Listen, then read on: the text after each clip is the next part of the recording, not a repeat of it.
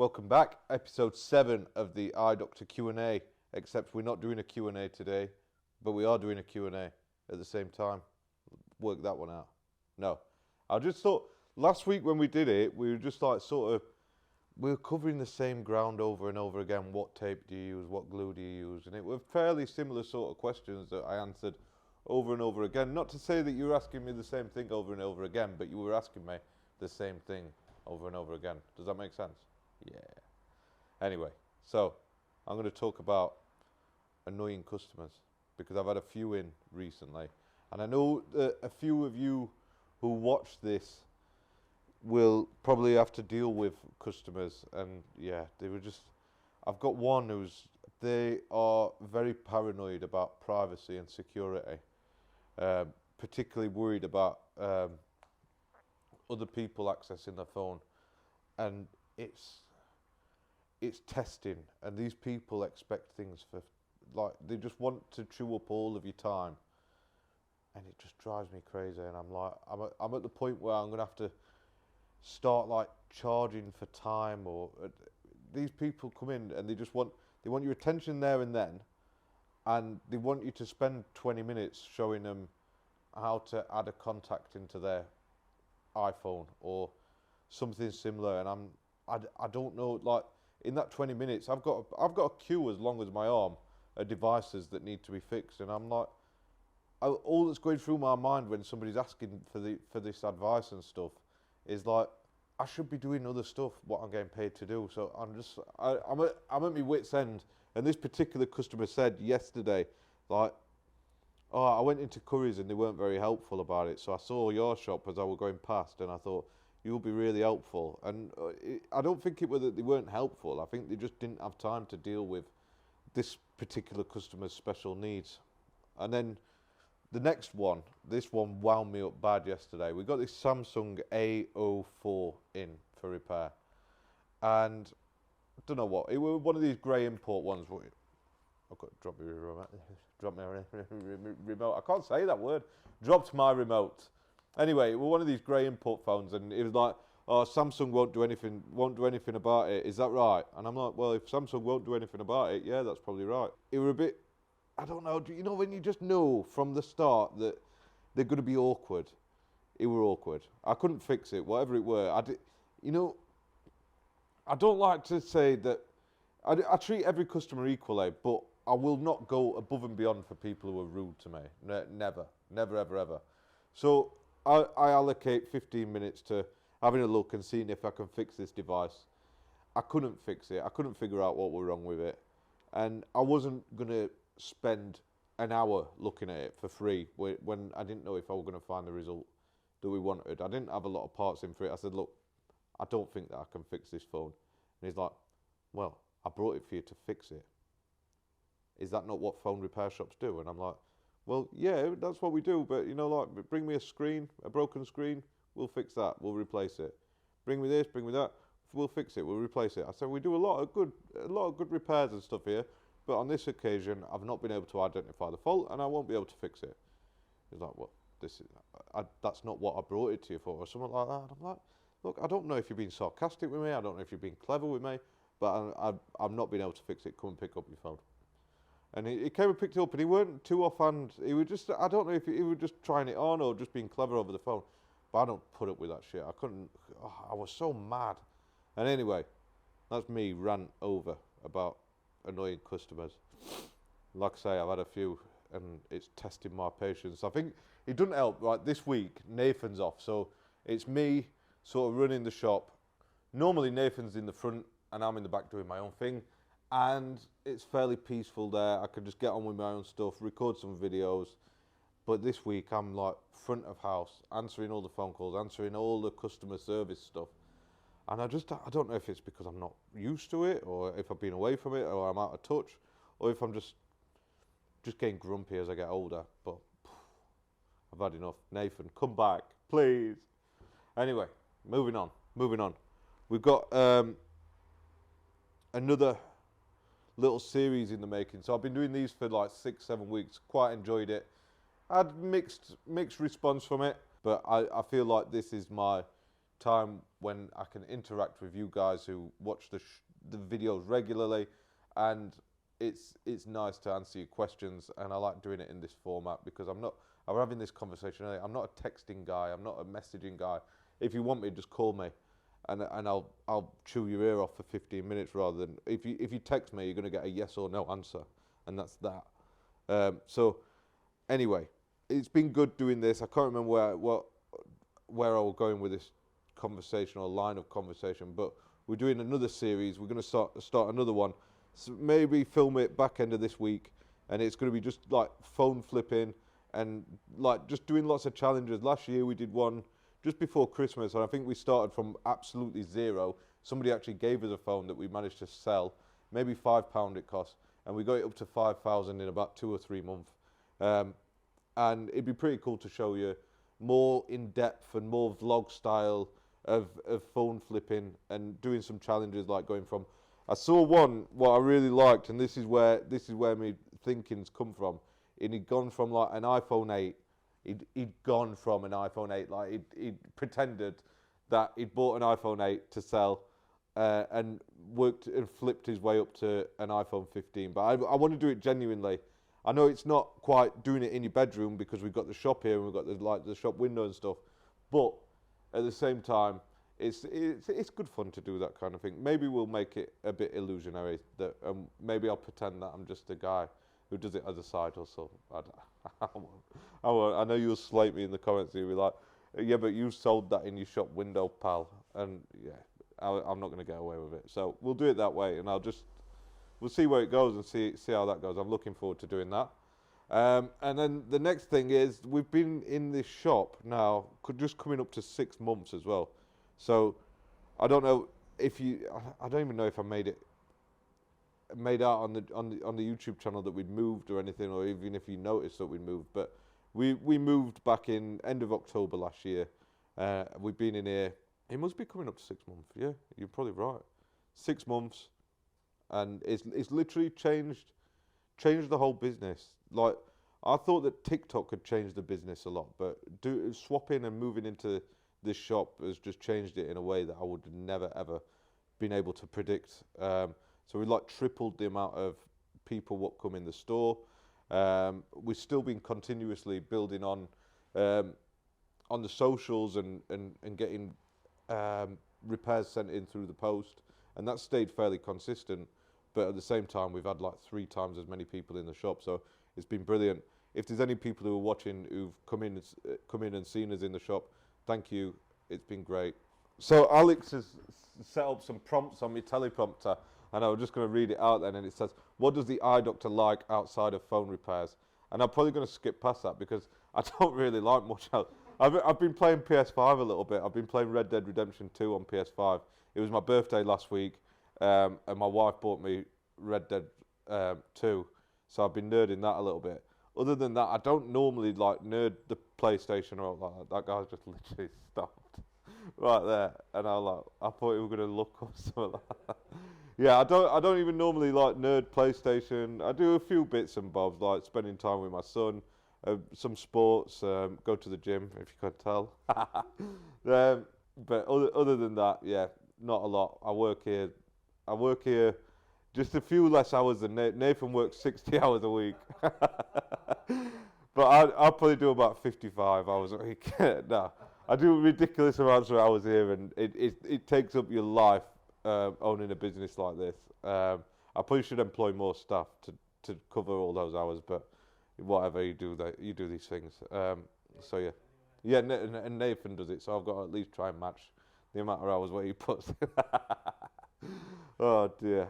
So if you've made it this far, I'm going to guess that you might have stuck around for your questions, because I've obviously talked a little bit. It'd be great if we could, if you wanted me to discuss any particular topics in the next one in more detail, then I'm quite happy to do that, because I'm going to try and make it more of a podcast style type thing. Maybe next week we'll get Nathan come and sit on the sofa with us when he's back from his jollies. But this is the way that I see this little Sunday afternoon, evening show going, where we just talk about repair stuff, and then answer some questions at the end. So, John, regular commenter and question asker, says, thanks for answering my question. And yes, you are spot on. Last week John mentioned that he repairs consoles and wanted to know about what tools I'd recommend. So yes, he went ahead. I recommended a heat mat, I think it was. Yeah, I recommended a heat mat, and he bought himself a sunshine screen separator. So yeah, I hope you get on well with your little heat mat. I think it's invaluable. Literally, it's the first thing that I turn on in the morning when I get to work, because I just know that it's going to be on all day. And in the winter it warms up the shop a little bit. But it's on all day, because there's no point turning it off waiting for it to heat up again, because I guarantee as soon as it goes off, it's coming back on. There's another iPad going on it, there's a watch going on it, or a screen going on it, and it's just handy to have it on all the time. So yeah, a heat mat is the most important thing in the shop for sure, apart from me. Daniel Zonozi, this is a long one. On the Q&A, thank you for great content as always. I have an issue I hope you can help me with. When replacing an iPhone 11 Pro battery with the JC tag on, everything goes well until a few days later when the phone suddenly says 0% battery and unknown part message. Phone still turns on but acts like the bottom of the battery isn't plugged in. Only has that issue with 11 Pro. Any ideas why? So when I've done I have seen this, and I've got experience with this in the past. What I find is what normally causes this is poor welds on the battery. So just go back, check your welds, maybe just replace the battery entirely. If that doesn't solve it, there's probably you've probably damaged the flex. There's a diagram somewhere, and I'll try and dig it out, what shows if you can transfer a couple of the chips on the flex onto a new flex, and it'll work. But I guarantee it's either because A, the flex is damaged, or most likely because of bad welds, and it's just making a loose connection. So go back, take it apart, start again, and give that a try. I don't think it'd be a tag on flex issue. Oh, but he's saying multiple 11 Pros. I do know about this. Yes, sorry. Ignore everything what I just said. Leave it in the video though. Ignore what I said, because that's the case with most of the phones. But 11 Pro, I agree. If you're removing the JC tag on, leave it in. Leave it in. I've seen this on a few of them. And if you remove the tag on flex, it does go to and do that 0% thing. So just leave that tag on flex in. It's a tight squeeze though. But yeah, I have seen this. And I think the solution that I found was to leave the tag on flex in. S-Mouse VO donated €5 or $5, or made a donation of $5. Thank you. I really appreciate it. You're an absolute legend. Oh, so he's from France, so I'm going to guess it would have been €5. And learning a lot for your videos. Now it's your turn to ask a question. Have I ever used the G Plus Ochre Pro front glass for iPhone available on Replace Base? Yes, I have. The G Plus, yes, I have. Bear with me. Let me just double check. Nearly lost my trainer then. So the answer is yes.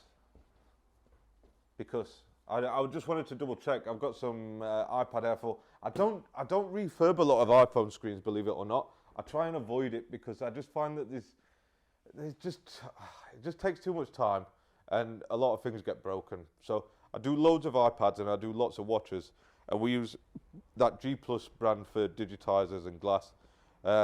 And then further on in your comment, you say you also see that there's some with and without touch digitizer, which is better. So like I say, I do a lot of iPads and I do a lot of Apple Watches that I refurbish. Not many phone screens, just because I never get round to it, to be honest.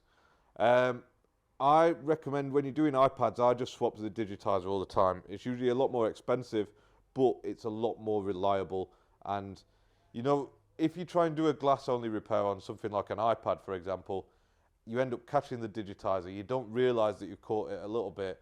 You put it on, you fix it on, put it all back together, and then you find that you've caught that dig, and there's one little tiny spot on the digitizer what's got no touch, and it's come back, and you end up swapping it for the digitizer anyway. So I'll just go with digitizer. Same with watches. I don't think I've ever done just a glass only on a watch, because it just takes too much time, and it's not worth it. Just swap digitizer. More expensive, but it's easier. You also see on my videos that I removed the bezel from iPhone screen first before separation. Is this necessary? So yeah, generally, if you've seen it on one of my videos, it's probably like an iPhone 11 or something. On iPhone 12, you can, and onwards, you can get away with not removing the bezel, but I would recommend doing it because it's a lot easier. It is. So replace base's non-original iPhone screens, the OLED ones. I've used iTrue. I'm just looking at what. So you've got iTrue Color, FX, GX, or JK. I think we've used JK ones and we've used iTrue Color ones. I don't use them myself, but if you're in France, you probably struggle to get delivery from the other suppliers. But iTrue Color ones were always all right for us. We used them for a long time actually, but then we just found better screens and more reliable ones in the end. Moving on. Thanks for your question and thanks for your donation. Sorry. Moving on. Ryan Reed Gibson on a Samsung S22 screen video says that they were recording the full moon in 4K 60 frames per second on a telescope on the roof of my Is this a wind up? On a telescope on the roof of my house. I nudged the telescope. The phone slid down the ceiling tiles and fell 3 stories and landed on top of a bush. It didn't break. I grabbed it and started recording again. It fell again and landed in a waterfall made of concrete. Are you being serious? So I was recording the full moon on the roof of your house and it fell 3 stories. Right, okay. Well, I hope that you managed to fix it. I've got I just don't know what to say to that. You know, on an S22 on a telescope. There's so many thoughts going through my head. I thought that that's the only reason why Samsung's had that really big zoom camera, because the only thing that I ever see anybody using that zoom for is to take a picture of the moon. So why are we using it with a telescope? You could just use your zoom, the fantastic zoom. You know what my recommendation is get an iPhone or something, because I don't know what to say. This one, I'm moving on. Evo 187 on a 14 Pro Max battery replacement. I like the video, but I can't get over the fact you replaced the battery in a phone that shouldn't be opened by you, but your screen protector looks like it was in World War II. Please change it. Why aren't I allowed to open it? And I don't know about the screen protector. I'm not sure, but I just I don't know, Alex. I don't know what comments you've picked this week, mate, but they've made me laugh. I just don't know. I don't know the answers. I just don't think I've got the answers, mate. Right. Moving on. Bill Ant, iPad 10th Gen LCD and screen replacement. It makes me cringe when I see people using isopropyl alcohol to loosen the adhesive. First, it can sit between the LCD layers, also the other parts, and ruin it. Second, applying more heat. I always use 100 degrees C on a digital heat plate to soften the adhesive for easy disassembly. Just my 2 cents. Well, keep your 2 cents. I don't know. I don't think it makes anybody cringe when, you know, there used to be a guy in the Facebook group, right? And he used to bang on about people using heat to remove iPad screens. And that used to baffle me. And now we've got somebody who says not to use isopropyl alcohol to soften adhesive on it. Yes, there is always a risk that it might, yeah, but you don't pour litres and litres of alcohol onto the thing. You just put a very thin bead on, and that's it. It's not like we're not dousing it. We're not soaking it in isopropyl alcohol. It's not, no. And then 100 degrees C. See, the problem is when you're using 100 degrees C, that's really, really hot, and it causes the backlight. When we're talking about LCDs and layers, it causes the backlight on that to expand too much, which then causes the rippling effect that you'll get on the screen. So if you go on a white screen on the iPad, you'll end up with like shadows on it, and it'll look like crap. So that's my 2 cents. Right back at you. What was your name? Bill. Bill, that's my 2 cents. I disagree, but we can agree to disagree on this. A little bit less heat and a little bit more isopropyl alcohol. That is my recommendation. Coops 360 on the iPhone 13 screen replacement video said, it takes me longer to remove the adhesive than it does to change the screen. I agree. I really do agree. I don't know what, like, the adhesive on, yeah, it's just so hard. Like, why?